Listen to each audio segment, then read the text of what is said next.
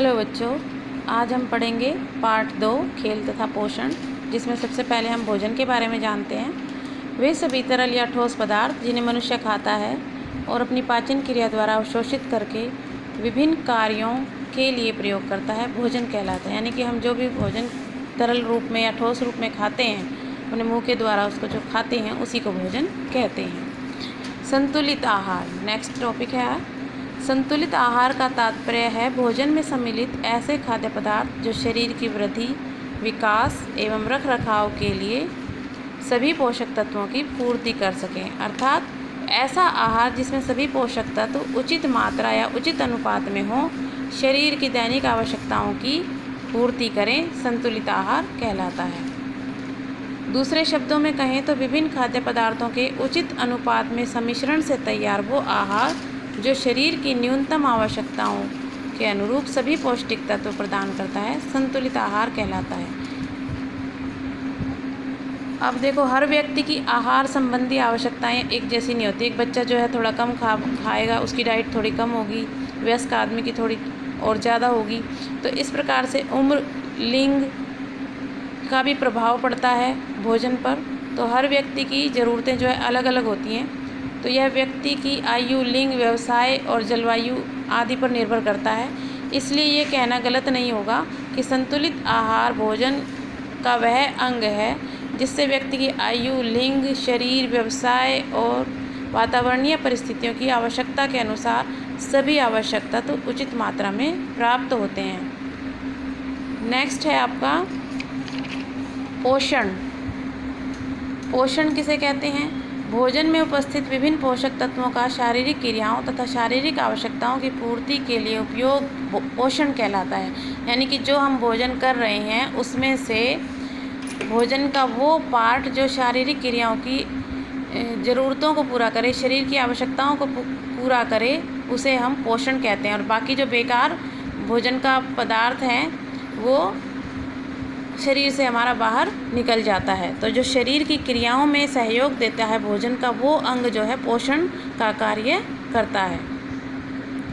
तो जैसा कि इसमें लिखा है, जो भोजन हम करते हैं वह हमारे शरीर का पोषण करता है और शरीर को स्वस्थ बनाए रखता है। भोजन हमारे शरीर में विभिन्न प्रक्रियाओं से होकर गुजरता है, जैसे कि पाचन, अवशोषण या फिर शरीर के विभिन्न भागों में रक्त संचालन द्वारा प्रयुक्त होता है। तो भोजन का वो अंश जिसका पाचन या अवशोषण नहीं हो पाता, वह शरीर में मल के द्वारा निष्कासित कर दिया जाता है। सरल शब्दों में कहें तो कार्य करता हुआ भोजन पोषण कहलाता है। यानी कि जब हम भोजन को करते हैं उसके बाद उस भोजन का जितना अंश हमारे शरीर की आवश्यकताओं को पूरा करता है उसे हम पोषण कहेंगे, और बाकी का जो बेकार पदार्थ होता है भोजन का, वह मल के द्वारा शरीर से बाहर निकाल दिया जाता है। तो उसके बाद अगला टॉपिक है बृहत तथा मैक्रो। बृहत का मतलब हो गया मैक्रो और सूक्ष्म का मतलब हो गया माइक्रो पोषक तत्व। तो पहला है आपका पोषक तत्व। वो जटिल रासायनिक तत्व होते हैं जो हमें भोजन से प्राप्त होते हैं। पोषक तत्व हमारे शरीर की कई शारीरिक क्रियाओं के संचालन में सहायता करते हैं। हमारे भोजन में लगभग 50 पोषक तत्व पाए जाते हैं, जिन्हें 2 श्रेणियों में बांटा गया है, जैसे कि बृहत यानी कि मैक्रो पोषक तत्व और दूसरा है सूक्ष्म यानी कि माइक्रो पोषक तत्व। तो पहले हम बृहत पोषक तत्वों के बारे में जानते हैं। ऐसे पोषक तत्व जो व्यक्ति के आहार का मुख्य भाग होते हैं और अधिक मात्रा में लिए जाते हैं, यानी कि मनुष्य जिन्हें अधिक मात्रा में ग्रहण करता है उन्हें कहेंगे बृहत पोषक तत्व। तो इनमें क्या क्या शामिल हैं? कार्बोहाइड्रेट, प्रोटीन, वसा और जल, ये बृहत पोषक तत्वों के उदाहरण हैं। अगर आपका क्वेश्चन है कि बृहत पोषक तत्वों के उदाहरण दीजिए तो आप उसमें ये लिख सकते हैं। चित्र में भी दिखाए गए हैं। तो सबसे पहले हम कार्बोहाइड्रेट्स के बारे में जानते हैं। शरीर के विभिन्न कार्यों के लिए ऊर्जा प्रदान करने वाला सबसे महत्वपूर्ण तत्व है कार्बोहाइड्रेट। कार्बोहाइड्रेट हमारे शरीर में ईंधन का कार्य करता है। इसमें ऐसे रासायनिक यौगिक हैं जिनका निर्माण कार्बन, हाइड्रोजन व ऑक्सीजन के मिश्रण से होता है, और ये मिश्रण होता है 1:2:1, यानी कि एक भाग आपका हो जाएगा कार्बन का, 2 भाग हाइड्रोजन के और 1 भाग ऑक्सीजन का। इन तीनों तत्वों के संयोजन से यानी मिलने से शर्करा यानी कि शुगर इकाइयों का निर्माण होता है, जो कार्बोहाइड्रेट्स की मूल इकाई है। नेक्स्ट है, इसमें कार्बोहाइड्रेट्स 2 प्रकार के होते हैं, साधारण कार्बोहाइड्रेट्स और जटिल कार्बोहाइड्रेट्स। तो कार्बोहाइड्रेट्स के इस सरलतम रूप में शर्करा की केवल एक इकाई होती है, ग्लूकोज, फ्रक्टोज, सुक्रोज, माल्टोज और लैक्टोज। ये साधारण कार्बोहाइड्रेट्स के उदाहरण हैं। तो ये क्वेश्चन यहाँ पर बन जाता है कि साधारण कार्बोहाइड्रेट्स के उदाहरण कौन कौन से हैं। इस प्रकार के कार्बोहाइड्रेट्स स्वाद में मीठे होते हैं और जल में आसानी से घुल जाते हैं, और शरीर में जो है अवशोषण से पहले इन्हें किसी भी प्रकार की पाचन की आवश्यकता नहीं होती है। खाने के बाद ये तुरंत रक्त में घुल जाते हैं और शरीर द्वारा अवशोषित कर लिए जाते हैं। इसी कारण से रोगियों को तुरंत ऊर्जा की प्राप्ति के लिए ग्लूकोज दिया जाता है। तो जो कार्बोहाइड्रेट्स है ये साधारण ये किस किस से प्राप्त हो सकता है? अनाज से प्राप्त हो सकता है, रसीले फल, मौसमी फल जो होते हैं, गन्ना, चुकंदर, अनानास और गाजर आदि। दूसरा प्रकार है जटिल कार्बोहाइड्रेट्स। इसमें स्टार्च, डेक्ट्रिन्स, ग्लाइकोजन और सेल्यूलोज को जटिल कार्बोहाइड्रेट्स कहा जाता है। तो ये जटिल कार्बोहाइड्रेट्स के कुछ उदाहरण हैं। इस प्रकार के कार्बोहाइड्रेट्स का स्वाद जो है मीठा नहीं होता, ये स्वादहीन होते हैं और जल में जल्दी से घुलते भी नहीं हैं, अघुलनशील होते हैं। तो जटिल कार्बोहाइड्रेट्स में आ गए आलू, शलगम, मक्का, गेहूँ और चावल। और शुगर के मरीज जो होते हैं उन्हें जटिल कार्बोहाइड्रेट्स लेने की मनाही होती है, क्योंकि जल्दी से जो है रक्त में अवशोषित नहीं हो पाते। नेक्स्ट है प्रोटीन। प्रोटीन जो है शरीर के लिए सबसे ज़रूरी पोषक तत्व है। मनुष्य के जो शरीर का निर्माण होता है उसको, मनुष्य के शरीर के निर्माण करने वाली इकाई को जो है कोशिका कहते हैं, और ये जो सूक्ष्म कोशिकाएं होती हैं जीव द्रव्य से बनती है, और ये जो जीव द्रव्य है ये प्रोटीन ही होता है। तो जिसके बिना कोशिका के बिना मानव शरीर की रचना असंभव है। यानी कि ये जो जीव द्रव्य होता है, प्रोटोप्लाज्म जो होता है, प्रोटीन से बनता है, और प्रोटीन की अगर कमी हो जाएगी शरीर में तो कोशिकाओं का निर्माण रुक जाएगा और मानव शरीर की जो है क्षति होनी शुरू हो जाएगी। तो नेक्स्ट देखते हैं, प्रोटीन के अणु सैकड़ों प्रकार के रासायनिक इकाइयों से बने होते हैं जिन्हें अमीनो एसिड कहते हैं, और ये टोटल 23 होते हैं, जिनमें से 8 ऐसे हैं जो हमारे शरीर द्वारा नहीं बनाए जा सकते। अतः इन्हें आवश्यक अमीनो एसिड कहते हैं और इन्हें भोजन द्वारा ही लिया जा सकता है। बाकी के जो अमीनो एसिड है हमारा शरीर खुद से बना लेता है। तो 1 ग्राम प्रोटीन से 4.1 किलो कैलोरी प्राप्त होती है। अब प्रोटीन के कार्य भी दिए हुए हैं। प्रोटीन शरीर में रक्त में हीमोग्लोबिन, मांसपेशियों, नाखूनों, त्वचा, बालों व आंतरिक अंगों के निर्माण के लिए उत्तरदायी होता है। यानी कि हमारे शरीर का जो निर्माण है वो प्रोटीन पर निर्भर करता है। शरीर के अंगों का निर्माण और नाखूनों का बढ़ना, बालों का बढ़ना आदि सब प्रोटीन पर निर्भर करता है।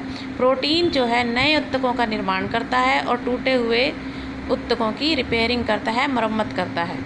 प्रोटीन शरीर में जल और अम्लों के संतुलन को बनाए रखता है। प्रोटीन ऑक्सीजन व पोषक तत्वों को कोशिकाओं तक ले जाता है और एंटीबॉडीज़ भी बनाता है।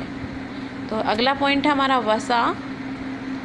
कार्बोहाइड्रेट्स तथा प्रोटीन की तरह ही वसा भी हमारे शरीर का एक महत्वपूर्ण अंग है और भोजन का भी एक महत्वपूर्ण अंग है।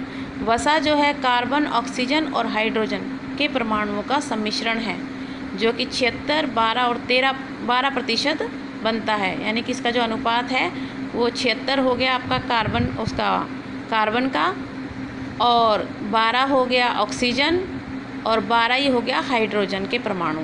ये सब मिलकर बनेंगे वसा। तो 1 ग्राम वसा से लगभग 9.1 किलो कैलोरी प्राप्त होती है। ये भी क्वेश्चन बनता है कि 1 ग्राम प्रोटीन से कितनी कैलोरी मिलती है, तो 4.1, और 1 ग्राम वसा से कितनी कैलोरी मिलती है, 9.1। तो वसा जो है 2 प्रकार की है, संतृप्त वसा और असंतृप्त वसा।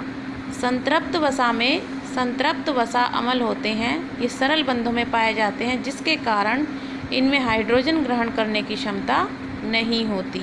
इसे पशु वसा भी कहते हैं। और संतृप्त वसा का अधिक मात्रा में सेवन करने से मोटापा और रक्त में कोलेस्ट्रॉल की मात्रा बढ़ जाती है। जिसके कारण क्या होता है, हृदय रोगों की संभावना बढ़ जाती है। इसी प्रकार की वसा फास्ट फूड में होती है, बेकरी के उत्पाद, ये जो पापे, फैन वगैरह आप खाते हो, इसमें, आइसक्रीम में, पनीर में, मक्खन में, घी में, यानी कि कोई भी जो खाने की चीज़ अगर हम उसको अति मात्रा में लेंगे, बहुत अधिक मात्रा में लेंगे, तो उससे हमारे शरीर को नुकसान भी होता है। तो हमारे शरीर की ज़रूरत के अनुसार ही हमें कोई भी पोषक तत्व ग्रहण करना चाहिए। तो दूसरा है असंतृप्त वसा। असंतृप्त वसा में 2 या 2 से अधिक बंध हो सकते हैं जिनमें हाइड्रोजन ग्रहण करने की क्षमता होती है।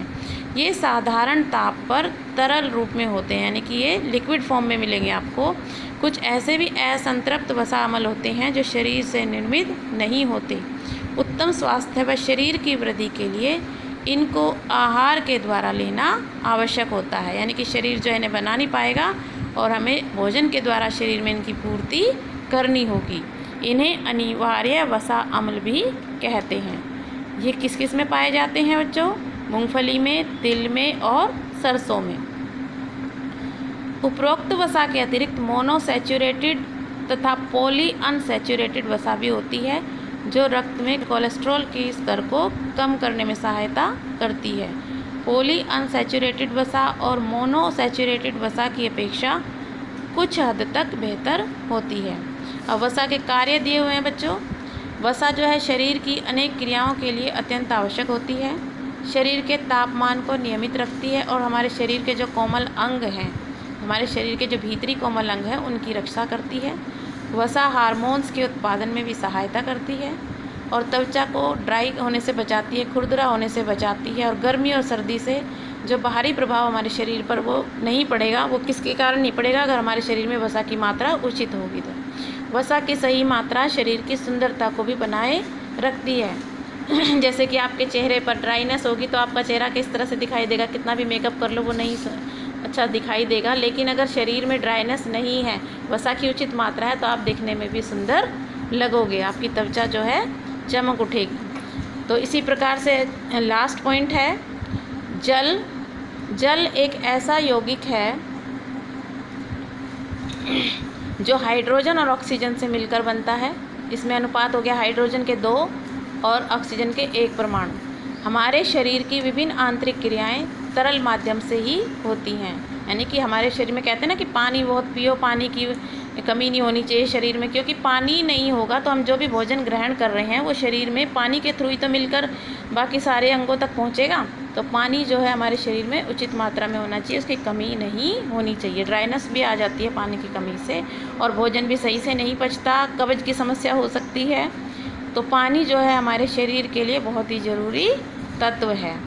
तो इसीलिए जल को वृहत पोषक तत्वों की श्रेणी में रखा गया है, क्योंकि वृहत का मतलब जिनको शरीर अधिक मात्रा में ग्रहण करेगा वो जो तत्व हैं वृहत पोषक तत्व या मैक्रो पोषक तत्व कहलाते हैं, जिनमें से जल भी एक है। हालांकि कुछ विद्वान इसी कारण से इसे पोषक तत्व न मानकर आवश्यक तत्व भी मानते हैं, यानी कि पानी जो है पोषक तत्व तो है ही है, साथ में एक आवश्यक तत्व भी है।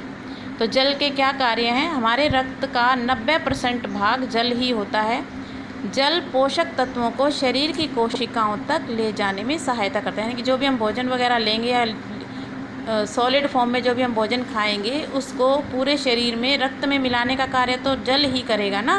तो जल जो है पोषक तत्व, अगर इसको ना भी समझें तो आवश्यक तत्व तो ये ज़रूर है, लेकिन पोषक तत्व भी ये माना जाएगा, क्योंकि इसके बिना तो हमारे शरीर को पोषक तत्व मिलेंगे ही नहीं। तो यह अपशिष्ट पदार्थों के शरीर से निष्कासन में भी महत्वपूर्ण भूमिका निभाता है, यानी कि शरीर के जो बेकार पदार्थ हैं उनको शरीर से बाहर निकालना पसीने के थ्रू या मल के थ्रू, जल के द्वारा ही हमारा शरीर जो है संभव कर पाता है। नेक्स्ट है, यह शरीर के तापमान को नियंत्रित करता है। यह शरीर की आंतरिक रासायनिक क्रियाओं के लिए भी अनिवार्य होता है और शरीर के उपापचय हेतु यानी कि डाइजेशन के लिए भी बहुत आवश्यक है। तो ये थे बच्चों आपके वृहत पोषक तत्व। अगली वीडियो में हम सूक्ष्म पोषक तत्व के बारे में पढ़ेंगे। धन्यवाद बच्चों।